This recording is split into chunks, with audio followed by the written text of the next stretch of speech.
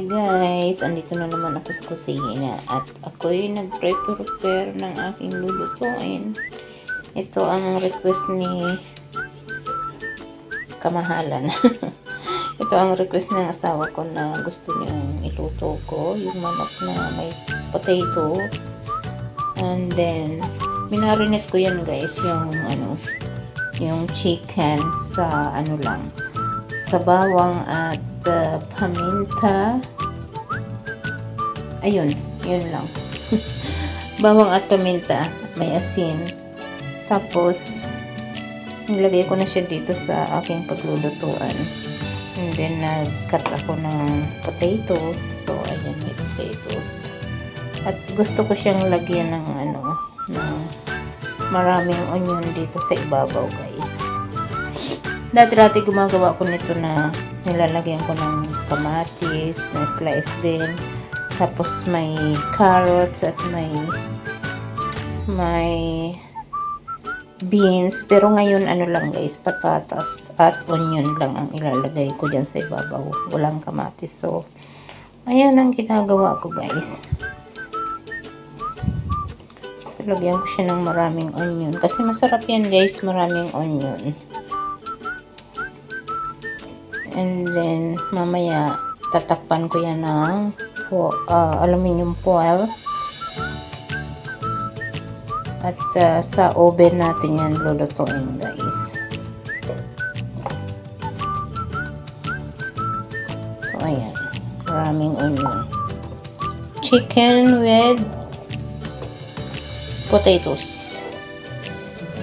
So, potatoes lang yung nilagay ko dyan sa ngayon. Kasi depende na rin yan guys sa nagluluto kung anong gusto nyong ilagay. So sa ngayon ang gusto ko lang ilagay ay potatoes, walang carrots, walang baby beans. So ayan, and then kanina meron yung itong chicken nung minarinate ko, nagdikdik ako ng bawang at yun ang minarinate ko dyan. I-mix ko dyan kaya may lasang bawang na yung chicken na yan at may lasa ng paminta, may asin. Pero nag-slice pa ako guys ng bawang. So i-spread ko lang siya dito. Kasi maluluto naman yan guys kasi pag tinakpan ko yan ng foil at inilagay natin sa oven, magiging malambot yung bawang na yan. At masarap yung maraming bawang din guys. So ayan.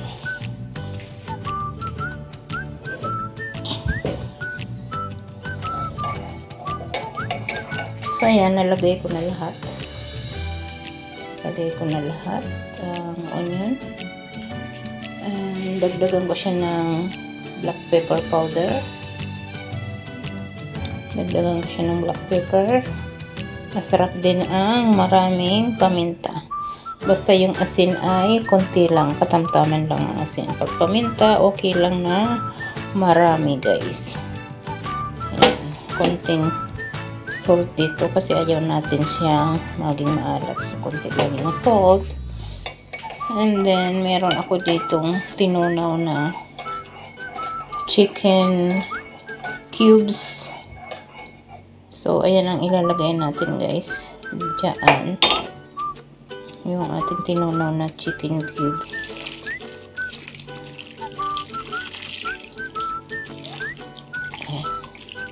Mainit mainit. Mainit kasi yung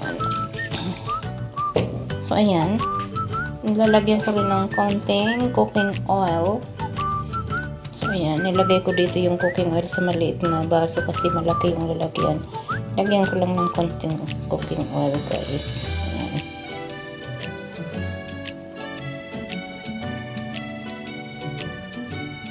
Guys, ng mix masala, yung mix spices siya guys. So ayan, kaya ayan may ganyan, may para dagdag flavor guys. So nilagyan ko siya ng mix spices. Siguro 5 kind of spices yun na mix siya. So meron kasi nabibili niyan guys na mix spices. So, ayan, nilagyan ko siya para dagdag flavor, guys. Then, tatakpan natin yan ng aluminum, guys.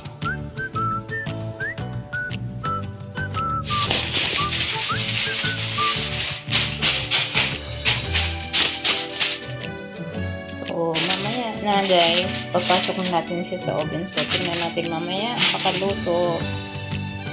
Guys, inilabas ko na siya sa oven. Tingnan natin.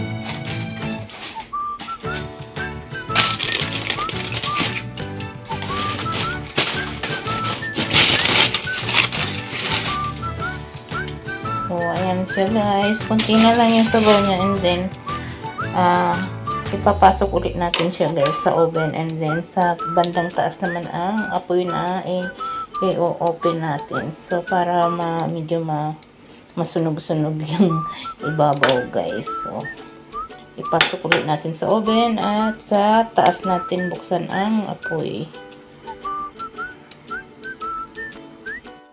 Kukunin natin sa oven. Luto na siya. So, ayan na, guys. Luto na ang ating chicken with potatoes na niluto natin sa oven. So, ayan. Pinaapoyan ko sa taas para medyo mag-golden brown yung ating chicken at potatoes. Tingnan nyo, guys, yung onion natin kanina na marami. Wala na siya.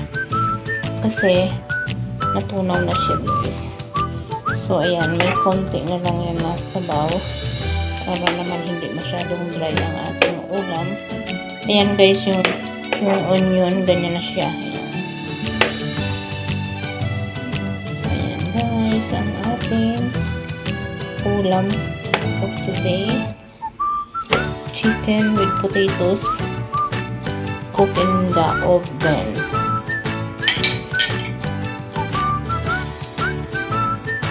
So, ready na ang ating pagkain, guys. Thank you so much. Maraming salamat sa inyong panonood at suporta sa YouTube channel ni Ate Lawrence. Ayan. See you next time, guys. Mega love shout out everyone. Maraming salamat po. Thank you so much sa panonood. Comment lang po dyan.